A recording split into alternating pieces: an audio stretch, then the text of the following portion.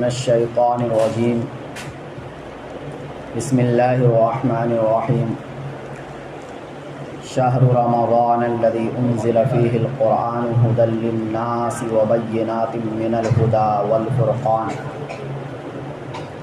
وقال النبی صلی اللہ علیہ وسلم من قام رمضان ایمانا واحتسابا غفر له ما تقدم من ذنبه صدق اللہ العظیم۔ سامعین محترم اور معزز ساتھیوں، شعبان کا مہینہ ختم ہونے والا ہے اور رمضان کا مہینہ آنے والا ہے۔ رمضان کا مہینہ تقوی کا مہینہ، برکت کا مہینہ، اللہ کی رحمتوں کے اترنے کا مہینہ، اللہ کی مغفرت کا مہینہ، دعاؤں کا مہینہ، قرآن کا مہینہ، قرآن کے اترنے کا مہینہ، یعنی اتنی ساری فضیلتیں ہیں کہ جن کو کم وقت میں بیان نہیں کیا جا سکتا۔ لیکن رمضان المبارک میں بھی دو عبادتیں بہت اہم ہیں، اور وہ دو عبادتیں رمضان میں خاص ہیں۔ روزہ تو ویسے ہم پورے مہینے رکھ سکتے ہیں، پورے سال کبھی بھی رکھ سکتے ہیں، لیکن رمضان کے روزے کی الگ فضیلت ہے۔ رمضان کا روزہ فرض ہے، اور یہ فرض روزہ اس فضیلت کے ساتھ رمضان میں خاص ہے۔ اس فضیلت کے ساتھ، اتنے ثواب کو حاصل کرنے کے ساتھ کسی دیگر مہینے میں اگر آپ روزہ رکھنا چاہے اور یہ سوچے کہ اتنی فضیلت مل جائے تو نہیں ملے گی۔ رمضان کے ساتھ خاص ہے وہ اجر و ثواب روزے کا۔ اور دوسری اہم عبادت رمضان میں تراویح ہے، اور دونوں کا ایک خاص تعلق ہے۔ روزے کا تراویح سے ایک خاص تعلق ہے۔ دیکھیے اللہ تعالیٰ نے روزے کے بارے میں کیا فرمایا کہ میں نے روزہ فرض کیا تاکہ تمہارے اندر تقوی پیدا ہو۔ تو روزے سے تو تقوی مل گیا، لیکن رمضان کے مہینے میں قرآن بھی اترا، اور قرآن ہمارے لیے ہدایت اور رہنمائی والی کتاب ہے۔ لیکن قرآن سے ہدایت اور رہنمائی انہی کو ملے گی جن کے دلوں میں تقوی ہے۔ اس لیے اللہ تعالیٰ نے سورہ بقرہ کی پہلی آیت میں فرمایا ذالک الکتاب لا ریب فیہ ھدی للمتقین، کہ ایسی کتاب جس میں کوئی شک نہیں، یہ ہدایت اور رہنمائی ہے متقیوں کے لیے۔ تو روزہ رکھ کر ہم نے اپنے دلوں میں تقوی پیدا کیا، لیکن قرآن سے رہنمائی بھی ضروری ہے۔ قرآن ہم سے کیا کہہ رہا ہے، قرآن ہم سے کیا باتیں کر رہا ہے، قرآن کے اندر جو نورانیت ہے، جو رحمت ہے، وہ حاصل کیسے ہو۔ اس لیے اللہ تعالیٰ نے رمضان کی راتوں میں تراویح کو رکھا کہ دن میں تم روزہ رکھو، رات میں یا تو قرآن کی تلاوت کرو یا قرآن کی تلاوتوں کو سنو۔ رات کا وقت جو ہوتا ہے وہ قرآن کی تلاوت کے لیے بہت اہم ہوتا ہے، بہت پرسکون وقت ہوتا ہے، اور ایسے وقت میں تلاوت کرنے میں مزہ بھی آتا ہے۔ تو دن بھر روزہ رکھنا ہے، رات میں تراویح، یہ دو عبادت رمضان کے ساتھ خاص ہے۔ ان دو عبادتوں کو آپ نے چھوڑ دیا تو رمضان کے آپ کی زندگی میں آنے کا کوئی مقصد نہیں ہے۔ پھر آپ کے لیے 11 مہینہ اور یہ 12واں مہینہ دونوں برابر ہے۔ اگر آپ اس مہینے کو کچھ خاص بنانا چاہتے ہیں، آپ اس مہینے سے کچھ حاصل کرنا چاہتے ہیں جو اللہ دینا چاہ رہا ہے، تو آپ کے لیے پابندی کے ساتھ یہ دونوں عبادتوں کو کرنا ضروری ہے۔ روزہ تو فرض ہے، اس میں تو کوئی کمی زیادتی نہیں ہو سکتی ہے، ہر حال میں فرض ہے، سوائے اس بوڑھے شخص کے کہ جن کو صحت کی کوئی امید نہیں ہے۔ جن کو صحت کی کوئی امید نہیں ہے وہ تو روزہ نہیں رکھیں گے، لیکن اس کے بدلے فدیہ دینا ہے ان کو، یا مسافر شخص ہے یا کوئی بیمار شخص ہے تو وہ بعد میں قضا کریں گے۔ ان کے علاوہ جو بھی ہیں ان تمام لوگوں پر رمضان کا روزہ فرض ہے، چاہے وہ دن میں کتنے بھی محنت والے کام کرتے ہوں۔ یہ محنت والا کام کرنا بہانہ نہیں بنے گا رمضان کے روزے کو چھوڑنے کے لیے. بچوں کا ایگزام یہ بہانہ نہیں بنے گا رمضان کے روزوں کو چھوڑنے کے لیے. اب کوئی بھی کام ہو آپ اس کام کو بہانہ بنا کر رمضان کے روزے کو نہیں چھوڑ سکتے. اچھا خاصا صحت مند انسان، چلتا پھرتا انسان رمضان کے روزے کو یہ بول کر چھوڑ دیتا ہے کہ ہمیں بھوک برداشت نہیں ہے. بھائی آپ کو بھوک برداشت نہیں ہے تو پھر آپ مومن کیسے ہیں؟ روزہ اللہ کے نبی صلی اللہ علیہ وسلم نے فرمایا رمضان کا روزہ اسلام کی بنیادوں میں سے ہے. بنی الاسلام علی خمس شہادت اللہ الہ الا اللہ وان محمد رسول اللہ واقام الصلاۃ وایتاء الزکاۃ وصوم رمضان. رمضان کا ذکر کیا کہ رمضان کا روزہ اسلام کی بنیادوں میں سے ہے. جو شخص رمضان کا روزہ نہیں رکھا اس نے اسلام کی بنیادوں کو ڈھا دیا. اس لیے رمضان کا روزہ تو فرض ہے، یہ تو رکھنا ہی ہے چاہے کچھ بھی ہو جائے. دوسرے نمبر پر جو عبادت ہے وہ تراویح کی عبادت ہے. تراویح اگرچہ سنت ہے، تراویح کی نماز فرض یا واجب نہیں ہے، لیکن یہ سنت مؤکدہ ہے، اس کو چھوڑنے پر گناہ ملے گا. اور یہ عام سنتوں سے الگ ہے. عام سنتوں سے الگ کیسے ہے وہ میں بتاتا ہوں. اللہ کے نبی صلی اللہ علیہ وسلم نے تراویح کی فضیلت کو بیان فرمایا کہ من قام رمضان ایمانا و احتسابا، کہ جس نے رمضان میں قیام کیا، قیام سے مراد تراویح کی نماز پڑھا، تو اس کے پچھلے سارے گناہ معاف ہو جاتے ہیں. یہ تو پہلی فضیلت ہے. دوسرے، اللہ کے نبی صلی اللہ علیہ وسلم اپنی زندگی میں 3 رات تراویح کی نماز پڑھائے جماعت کے ساتھ، اور اس کے بعد نہیں پڑھائے. صحابہ کرام کے سوال کرنے پر اللہ کے نبی صلی اللہ علیہ وسلم نے جواب دیا کہ میں مسجد نبوی میں آ کر 4تھی رات تراویح اس لیے نہیں پڑھایا کہ کہیں یہ نماز تمہارے اوپر فرض نہ ہو جائے. پتہ چلا کہ یہ ایسی سنت ہے جس کے فرض ہونے کا اندیشہ تھا. اگر اللہ کے نبی صلی اللہ علیہ وسلم 4تھی یا 5ویں رات آ جاتے تو شاید یہ نماز امت کو فرض ہو جاتی، لیکن اللہ کے نبی صلی اللہ علیہ وسلم نے فرمایا فتعجزوا عنہا، تم اس سے عاجز ہو جاتے. مجھے معلوم تھا کہ تم تراویح نہیں پڑھ پاتے. ایک تو دن میں روزہ رکھنا، اور وہ آدمی جو تھکا ہوا کام کرتا ہے پورے دن، ایسے آدمی کے لیے روز پابندی کرنا مشکل ہو جاتا. پابندی تو کرنا ہے، میں یہ نہیں کہہ رہا ہوں کہ پابندی نہیں کرنا ہے. یا اللہ کے نبی صلی اللہ علیہ وسلم نے یہ نہیں کہا کہ کبھی کبھار سستی بھی کر لو گے تو بھی چل جائے گا. میں فرض اور سنت کا فرق بتا رہا ہوں کہ اگر فرض ہو جاتا تو زیادہ بھاری لگتا، ہمیں وہ کرنا ضروری ہو جاتا. اور اس میں کچھ رعایت ہے، سنت میں فرض کے مقابلے میں کچھ رعایت ہوتی ہے، تھوڑا ہلکا پن ہوتا ہے. وہ چھوٹ جانے پر اس قدر سختی نہیں ہوتی ہے جس قدر سختی فرض نمازوں کے چھوٹ جانے پر ہے. تو اللہ کے نبی صلی اللہ علیہ وسلم نے فرمایا کہ تم تراویح سے عاجز ہو جاتے، تم رات کی تراویح نہیں پڑھ پاتے، اسی لیے میں 4تھی رات نہیں آیا تاکہ تمہارے اوپر اللہ تعالیٰ کی طرف سے یہ نماز فرض نہ ہو جائے. تو دوسری فضیلت تو یہ ہے تراویح کی کہ یہ عام سنت کے مقابلے میں الگ سنت ہے جس کے فرض ہونے کا اندیشہ تھا. تیسری بات یہ ہے کہ دیکھو جتنی بھی سنت آپ پڑھتے ہیں وہ سب انفرادی نماز ہے. سنت جو نماز ہوتی ہے وہ امام کے پیچھے تو آپ نہیں پڑھتے نا. جمعہ سے پہلے کی سنت ہے آپ نے پڑھ لیا، جمعہ کی بعد کی سنت آپ انفرادی پڑھیں گے.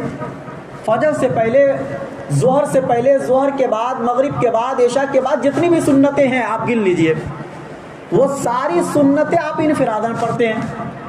لیکن تراویح کی سنت ایک ایسی سنت ہے جو جماعت کے ساتھ پڑھی جاتی ہے.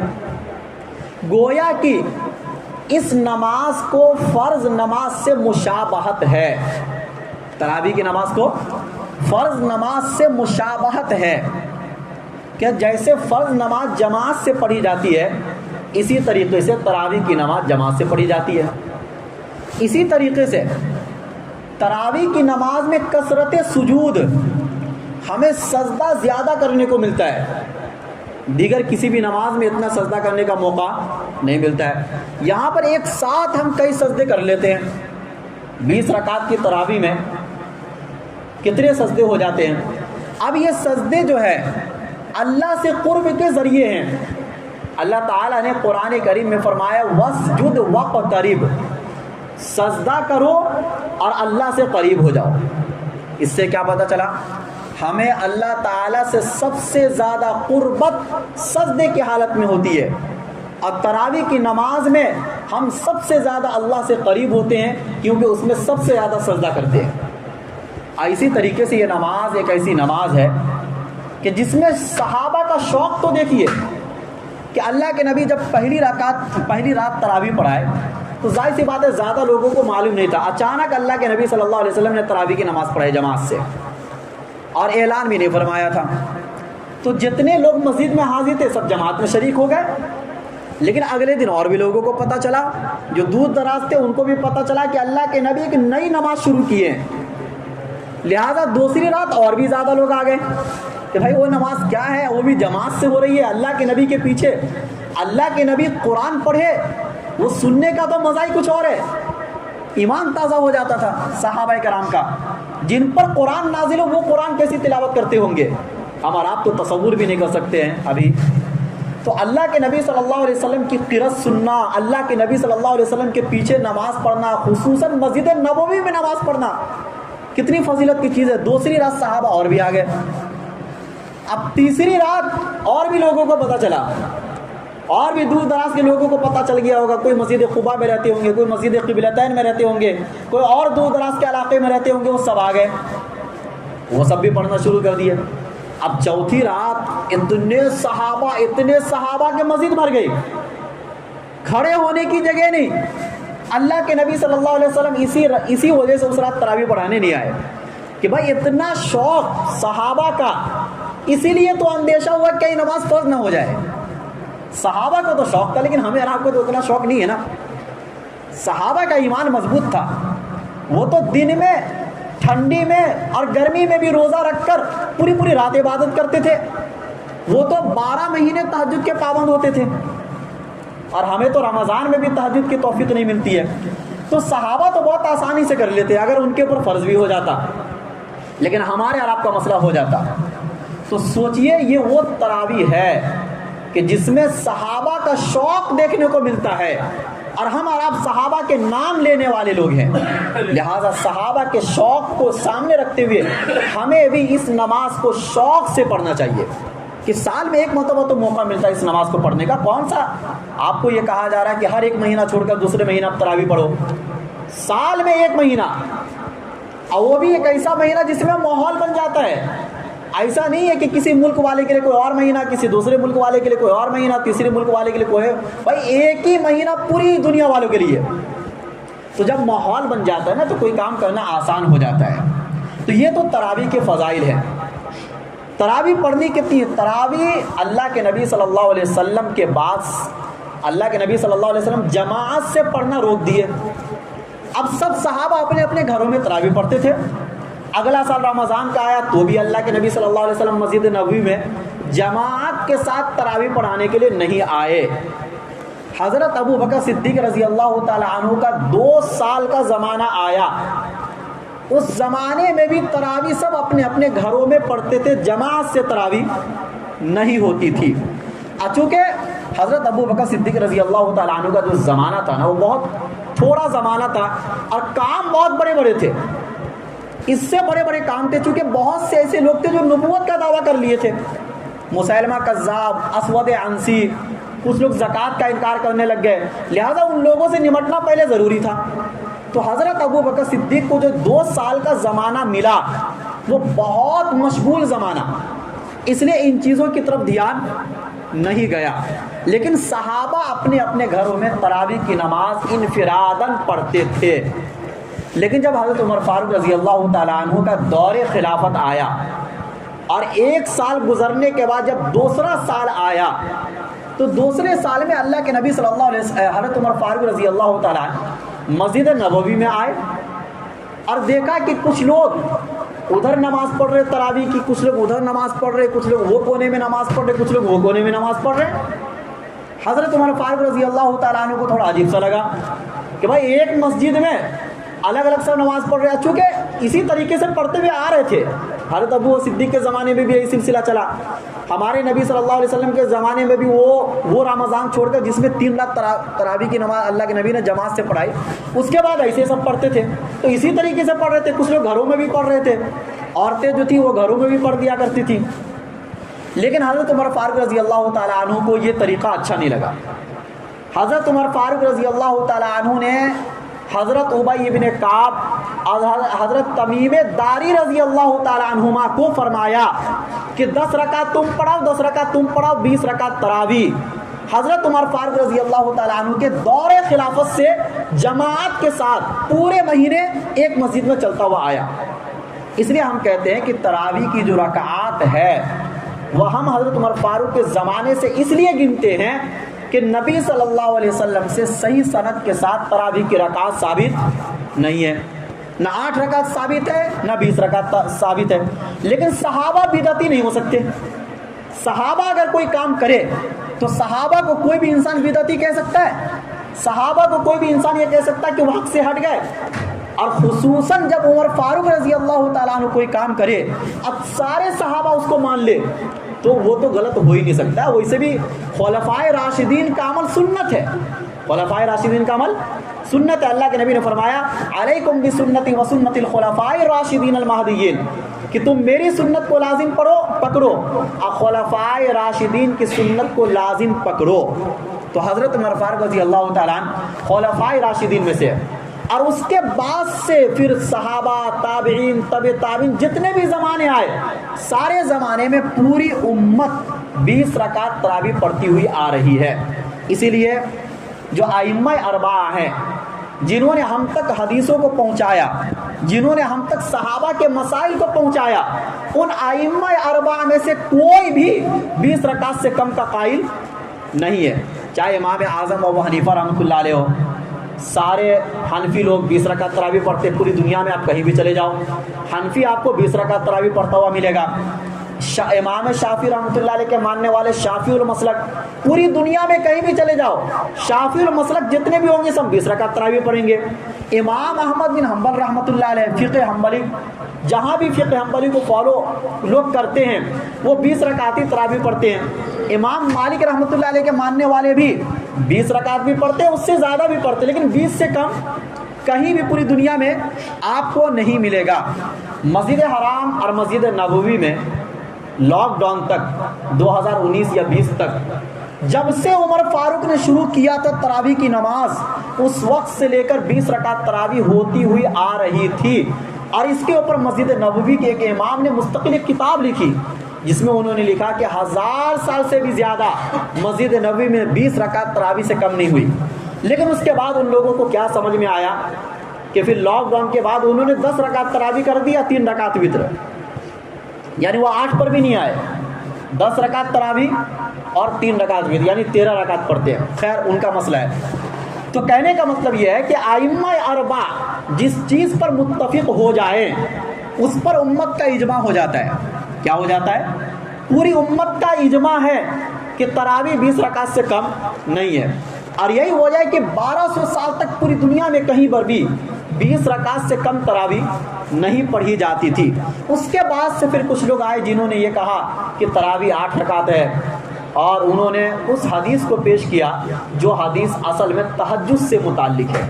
کہ اللہ کے نبی صلی اللہ علیہ وسلم کی ایک حدیث ہے جو بخاری میں آتی ہے کہ حضرت عائشہ صدیقہ رضی اللہ تعالی عنہا سے ایک صحابی نے سوال کیا کہ کیف کانت صلاۃ رسول اللہ صلی اللہ علیہ وسلم, کہ رسول اللہ صلی اللہ علیہ وسلم کی نماز کیسی ہوتی تھی رمضان کے اندر.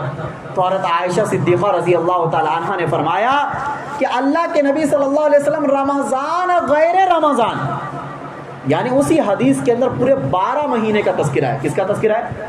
یعنی سوال تو رمضان سے متعلق ہوا, لیکن حضرت عائشہ نے جو جواب دیا وہ جواب صرف رمضان سے متعلق نہیں دیا, بلکہ کیا فرمایا؟ اللہ کے نبی رمضان اور غیر رمضان میں 11 رکعت سے زیادہ نہیں پڑھتے تھے. اور یہ حدیث تہجد کے اوپر دلالت کرتی ہے, کیونکہ رمضان میں تراویح پڑھی جاتی ہے, رمضان کے علاوہ میں تراویح نہیں پڑھی جاتی ہے. حضرت عائشہ جو نماز کی بات کر رہی ہے وہ نماز کون سی نماز ہے؟ وہ تہجد کی نماز, جبھی تو 12 مہینے کی بات کر رہی ہے. اور لفظ تراویح ایک جمع کا صیغہ ہے.